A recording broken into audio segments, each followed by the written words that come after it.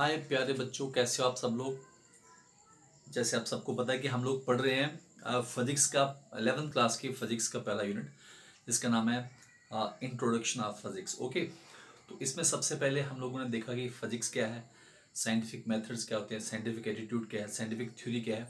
आज हम लोग पढ़ेंगे कि स्कोप एंड एक्साइटमेंट क्या है फिजिक्स को पढ़ने का। ठीक है, तो जैसे हम कोई काम करते हैं तो काम करने से पहले देखते हैं कि इस काम को जो मैं कर रहा हूँ, जो किसी स्किल को सीख रहा हूँ, तो इस स्किल का इस्तेमाल करके मेरा स्कोप क्या है कि मैं समाज से अपना लाइवलीहुड अर्न कर पाऊँ और समाज को कुछ दे पाऊँ इसके बदले में। ठीक है, और दूसरा, जब हम कोई कार्य करते हैं उस कार्य में हमारा इंटरेस्ट भी बना रहना चाहिए, वो कार्य फुल ऑफ एक्साइटमेंट होना चाहिए। ठीक है, तो अभी देखते हैं कि जब हम फिजिक्स पढ़ते हैं तो फिजिक्स में स्कोप क्या है और फिजिक्स की एक्साइटमेंट है इसमें पढ़ने में, जहाँ ये एक डल सब्जेक्ट है। तो सबसे पहले हम लोग देखते हैं कि हमारे पास जो फिजिक्स है, हमने फिजिक्स को 3 मेन पार्ट में डिवाइड किया होता है। ठीक है, ये हमारी जो इसकी स्टडी है, सबसे पहले स्टडी होती है इसकी मैक्रोस्कोपिक स्टडी। मैक्रोस्कोपिक स्टडी, ठीक है। फिर होती है माइक्रोस्कोपिक स्टडी, माइक्रोस्कोपिक स्टडी। और फिर होती है हमारे पास एक नई साइंस है, उसको मेसोस्कोपिक स्टडी भी कहते हैं। ठीक है, मेसोस्कोपिक स्टडी कहते हैं। अगर हम इन तीनों की स्टडी की बात करें तो सबसे पहले जो मैक्रोस्कोपिक स्टडी है, इसमें हम लोग पढ़ते हैं कि जो लेबोरेटरी में हम लोग एक्टिविटी करते हैं, जहाँ जो टेरेस्ट्रियल स्टडी, टेरेस्ट्रियल का मतलब होता है कि सरफेस ऑफ अर्थ पे जिन चीजों की हम स्टडी करते हैं, जहाँ एस्ट्रोनॉमिकल, जो एस्ट्रोनॉमिकल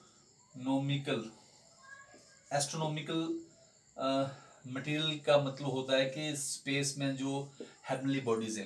तो मैक्रोस्कोपिक में हम उन चीज की स्टडी करते हैं जो बड़े लेवल पे हम जिनको हम एक्सपीरियंस कर पाए, इनको देख पाए। ठीक है, माइक्रोस्कोपिक जो होती है ये एटॉमिक लेवल की स्टडी होती है, एटॉमिक लेवल की, जहां हम लोग कहते हैं कि सब एटॉमिक पार्टिकल जो है, सब एटॉमिक पार्टिकल्स में हमारे पास आते हैं, जैसे इलेक्ट्रॉन हो गया, प्रोटॉन हो गया, न्यूट्रॉन हो गया, जहां अदर एलिमेंट्री पार्टिकल्स हो गए। ठीक है, एलिमेंट्री पार्टिकल का मतलब है कि वो छोटे पार्टिकल जिनसे सब कुछ बना होता है। ठीक है जी, उनकी स्टडी करते हैं। ये मेसोस्कोपिक जो स्टडी है, इसमें हम स्टडी करते हैं टेंस आर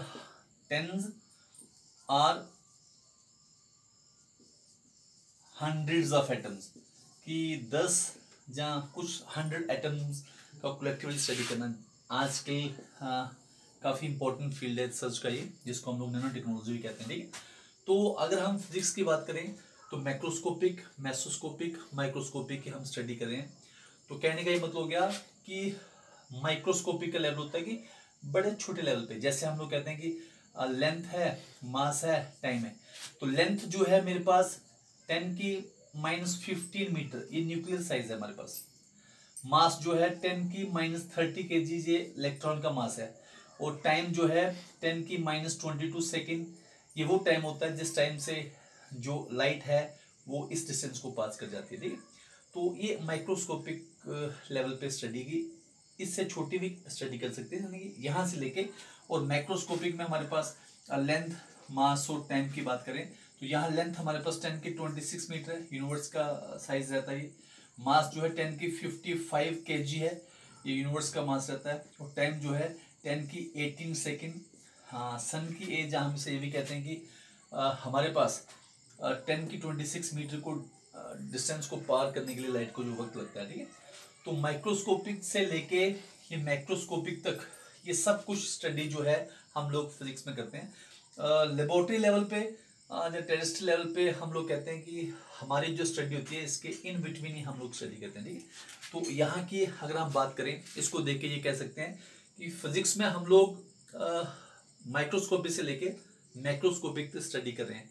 और क्योंकि हमारे पास जो हमारे आसपास है वो सब कुछ इसमें आ रहा है, तो जो मुझे नॉलेज मैं एक्वायर कर रहा हूँ, हमें पता है फिजिक्स में मैटर एंड एनर्जी की हम लोग स्टडी करते हैं। Matter and energy both are interconvertible to each other, कि मैटर को एनर्जी में और एनर्जी को मैटर में कन्वर्ट करना, जब उस एनर्जी का मैटर में मूवमेंट लगाना, जो उसकी नेचुरल स्टेट को चेंज करने में हम इसका इस्तेमाल करते हैं। ठीक है, तो इसको देख के हम लोग कह सकते हैं कि जो मैक्रोस्कोपिक लेवल है, मैक्रोस्कोपिक लेवल में जो हमारे पास साइंसेस रहती हैं, इसको हम लोग क्लासिकल मैकेनिक्स भी कहते हैं। 1980 तक का जो नॉलेज है वो इसमें हम लोग कवर करते हैं मैक्रोस्कोपिक में। और इसमें हम पढ़ते हैं मैकेनिक्स के बारे में कि बॉडी के मोशंस, उसकी कन्फिग्रेशन, उसकी रिजिडिटी, उसकी डिफॉर्मिटी के बारे में स्टडी करते हैं। उसके बाद आता है हमारे पास इलेक्ट्रोडायनेमिक्स, इलेक्ट्रिसिटी एंड मैग्नेटिज्म, और इलेक्ट्रिक मैग्नेटिज्म का रिलेशन जो है इससे हम लोग कैसे आगे इस्तेमाल कर सकते हैं, बहुत सारे नियम होते हैं। फिर हमारे पास ऑप्टिक्स आता है। ऑप्टिक्स में रहता है हमारे पास कि लाइट क्या है, वेरियस ऑप्टिकल डिवाइसेस क्या है, हम उनका कैसे इस्तेमाल कर सकते हैं एज ए टेक्नोलॉजी। और थर्मोडायनेमिक्स, ये जो टेम्परेचर है, वॉल्यूम है, प्रेशर है, इंटरनल एनर्जी है, ये सारे जो हमारे पास टॉपिक हैं, इनका हम लोग कैसे यूटिलाइज कर सकते हैं, किसी बॉडी का टेम्परेचर किस बात पे डिपेंड करता है, ठीक। तो वो सब कुछ हम लोग इसमें स्टडी करते हैं।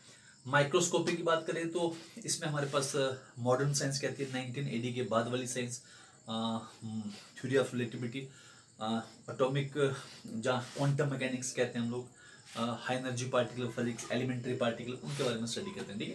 तो हम कहते हैं कि एलिमेंट्री से लेके पूरे कंपोजिट स्ट्रक्चर यूनिवर्स तक हम सब कुछ स्टडी जो है फिजिक्स में करें। अभी हम लोग कुछ एटम का लेके, जब कुछ एटम के लेयर को लेके उसकी स्टडी मेसोस्कोपिक में करते हैं, नैनो टेक्नोलॉजी में, जो काफ़ी हद तक बेनिफिशियल हो रही है और काफ़ी ह्यूज फील्ड है न्यू जंग माइंड के लिए, रिसर्च के लिए, ठीक है। तो इसको देख के हम कह सकते हैं कि फिजिक्स का जो है काफ़ी वाइड स्कोप है, और इतना अच्छा स्कोप होने के लिए इसको काफ़ी सारी कंट्रीज, काफ़ी सारी क्या, सारी कंट्री में यंग जनरेशन, हर बंदा चाहता है कि वो हम इसकी स्टडी करें because of its huge scope. Excitement की बात करें कि एक्साइटमेंट भी है क्या इसको पढ़ने में, जैसे रस्टी सब्जेक्ट है तो एक्साइटमेंट है। अगर हम इन 3 बातों की पे फोकस करें कि जो हमें फुल ऑफ एक्साइट करती हैं, वो ये है हमारे पास। अगर हम इसकी एक्साइटमेंट की बात करें तो एक्साइटमेंट में देखते हैं, हम लोग देखें कि ये कैसे हम लोग को फुल ऑफ एक्साइटमेंट जहाँ एनर्जी देती है, जिसे कहते हैं कि मुझे इंटरेस्ट क्रिएट होती है। सबसे पहले अगर हम देखें कि हमारे पास इतना बड़ा यूनिवर्स है, और इतने बड़े यूनिवर्स को अंडरस्टैंड करने के लिए अगर हम कुछ फंडामेंटल क्वांटिटीज़ को और फंडामेंटल लॉज को समझें तो हम पूरे यूनिवर्स को समझ सकते हैं। तो देखो, पूरे यूनिवर्स का स्ट्रक्चर और उसके प्रोसेसेस को समझना, सम बेसिक फंडामेंटल नॉलेज, ये फुल ऑफ एक्साइटमेंट है कि हम लोग थोड़ी सी नॉलेज से पूरे को समझ के ना, कि जो ह्यूज स्ट्रक्चर है, हम कहते हैं जो ह्यूज स्ट्रक्चर है, ह्यूज स्ट्रक्चर एंड जो फेनोमेना है, फेनोमेना ऑफ नेचर है ना, वो कैन बी अंडरस्टूड, हम उनको अंडरस्टूड कर सकते हैं, can be understood by knowing basic quantities in elementary level, in elementary level with few basic laws, few basic laws. तो ह्यूज स्ट्रक्चर्स को हम लोग समझ सकते हैं कि कुछ बेसिक क्वांटिटीज एलिमेंट्री लेवल पे और फ्यू बेसिक लॉज के कारण। तो ये कितना है एक्साइट करता है कि यार इतना बड़ा पजलिंग यूनिवर्स को हमने इन छोटे से थोड़े से लॉज और कुछ फंडामेंटल क्वांटिटी से समझ लिया। सेकंड, फिजिक्स में हम लोग की जो थ्योरीज रहती हैं, थ्योरीज जो है हमारे पास, थ्योरीज को हम लोग वेरीफाई कर सकते हैं, वेरीफाई कर सकते हैं और फाल्सीफाई कर सकते हैं, है ना। तो हमारे पास फिजिक्स में क्योंकि डायनेमिक सब्जेक्ट है, तो ये हमारे पास अपॉर्चुनिटी रहती है कि जो ओल्ड थ्योरी है उनको हम कहें कि ये सही है, उनको वेरीफाई करें, और उनको फाल्सीफाई भी कर सकते हैं। न्यू जब थ्योरी एंटर आती है तो ये कितना एक्साइटमेंट है कि ये डायनेमिक है, ओपन माइंडेड है, आप ये नहीं कह सकते इसमें फुल ऑफ रिजिडिटी है ना। तो ये हमें एक्साइट करता है, यार ये पहली वाली थ्योरी थी, इसने पूरे यूनिवर्स को समझाया था, लेकिन अब नई थ्योरी इसमें एडिशन के साथ आ रही है ना, तो आदमी में दिलचस्पी बनी रहती है। और जो लॉज हैं हमारे, हम उनको can be converted into technology, हम उनको टेक्नोलॉजी में कन्वर्ट कर सकते हैं, और टेक्नोलॉजी मैनकाइंड को काफ़ी हेल्प करती है। जैसे हम लोग दूर बैठे किसी से बात करनी हो तो टेलीफोन से करते हैं, कम्युनिकेशंस करना हो तो इंटरनेट से करते हैं, आजकल लाइव हम लोग वीडियो कॉन्फ्रेंसिंग कर सकते हैं। तो ये जो है टेक्नोलॉजी मैनकाइंड को काफ़ी इंटैक्ट कर रही है और क्लोज ला रही है। पहले हमें इतना फ्यूल खर्च करना पड़ता था कहीं कॉन्फ्रेंस को अटेंड करने के लिए, आज मैं घर से ही कर सकता हूँ। ठीक है, तो ये सारी बातें हमें काफ़ी एक्साइट करती हैं फिजिक्स को पढ़ने के लिए और हमारा इंटरेस्ट बनाए रखती हैं। ये तो साइंटिफिक लेवल पे हो गया कि हमने कैसे इसको समझा, कैसे समाज को हमने न्यू टेक्नोलॉजी दी। अगर लेमैन की बात करें तो आज अगर हम घर में बैठे हैं तो घर में बैठ के टेलीविज़न से हम लोग काफ़ी इंफॉर्मेशन ले सकते हैं, न्यूज़पेपर से, मैगज़ीन से, इंटरनेट से हम इंफॉर्मेशन ले सकते हैं। हमारे घर में जो इलेक्ट्रिसिटी है उसके जो भी इलेक्ट्रॉनिक गैजेट्स हैं वो सारे उस पर वर्क करते हैं। अगर मुझे कोई काम करना है, कोई वर्क करना है तो मैं घर में बैठ के कर सकता हूँ। किसी बुक को हायर करना है तो डिजिटल कम्युनिकेशन जो है, डिजिटल वर्ल्ड होने के साथ साथ हमें हमारे टाइम को बचत करता है और हमें जिसे कहते हैं कि कम समय में बहुत कुछ हम लोग कर सकते हैं। जैसे पहले ज़माना था कि बंदों के पास बड़ा सा नॉलेज रहता था, लेकिन because of lack of communication हम लोग पहुंचा नहीं पाते थे। लेकिन आजकल हम ऐसा नहीं करते, क्योंकि आजकल हमें पता है हमारे पास बड़े से सोशल मीडिया प्लेटफॉर्म्स हैं, तो हम लोग अपने नॉलेज को शेयर करके दुनिया को भी उस नॉलेज से ज्ञान्वित कर सकते हैं। तो कहने का ये मतलब है कि फिजिक्स को पढ़ना हम कह सकते हैं कि स्कोप तो है ही, और स्कोप के साथ साथ ये हमें फुल ऑफ एक्साइटमेंट देता है। जैसे मैं मटेरियल साइंस की बात करूं तो मैटर का बेसिक फंडामेंटल पढ़ना, फिर उससे पूरे यूनिवर्स को डिकोड करना, ये मुझे एक्साइट करता है कि नेक्स्ट क्या है, नेक्स्ट क्या है। ठीक है, तो इसको समझने के लिए मैंने पहले भी कहा आपको कि फंडामेंटल मैथमेटिक्स हमें आना चाहिए, क्योंकि नेचर्स को हम लोग अनरेबल करने जा रहे हैं। तो जब हम किसी को डिकोड करें, जब हम किसी को डिसिफर करें या अनर्थ करें, अनवेल करें, तो हमें पहले जिस कोडिंग के साथ उसको मैसेज को संभाल रखा है या जिस कोडिंग के साथ वो वर्क करती है उस कोडिंग का नॉलेज होना चाहिए। तो नेचर जब फिजिक्स मैथमेटिक्स पे बेस्ड है तो हमें हमारा बेसिक मैथमेटिक्स अच्छा होना चाहिए। मैं साथ साथ आपको मैथमेटिक्स के कुछ क्वेश्चन भी कराता रहूँगा जो हमारे फिजिक्स में आपको और अंडरस्टैंड करने में हेल्प करेंगे। तो पूर्ण विश्वास के साथ कि आप थरली एंजॉय करोगे इसको, और क्योंकि अभी हमने पढ़ा कि ये काफ़ी अच्छा स्कोप है इसका, एक्साइटमेंट भी है, आदमी को रोमांचित भी करती है। अगर हम स्पेस एक्सप्लोरेशन में जाएं तो हमें अलग अलग चीज़ें दिखती है। पृथ्वी दूर से ब्लू प्लेनेट ऐसे दिखता है, कभी हमने बड़ी सारी वीडियो भी देखी हैं, लेटर ऑन हम शेयर भी करेंगे आपके साथ। तो थैंक यू।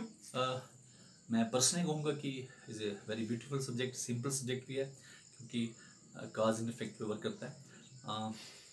मेरे साथ जुड़िए, मेरे सोशल नेटवर्किंग से हम कहते हैं कि गुरदीप हिंदुस्तानी चैनल है मेरा, आप सब्सक्राइब करें उसको, बेल आइकन को प्रेस करें ताकि जब भी मैं वीडियो अपलोड करूँ आपको नोटिफिकेशन मिले। गुरदीप हिंदुस्तानी नाम से ही मैं फेसबुक में भी हूँ, मेरे पेज को लाइक कर सकते हैं आप लोग। और कोई क्वेश्चन हो जिससे अब लगता है 11th 12th 9th 10th level का कोई फिजिक्स रिलेटेड क्वेश्चन है, आपको प्रॉब्लम कर रहा है, तो आप मुझे नीचे कमेंट बॉक्स में लिख सकते हैं। मैं पूरी कोशिश करूँगा कि आपकी प्रॉब्लम को सॉल्व कीजिए। ठीक है, thank you for watching and good night.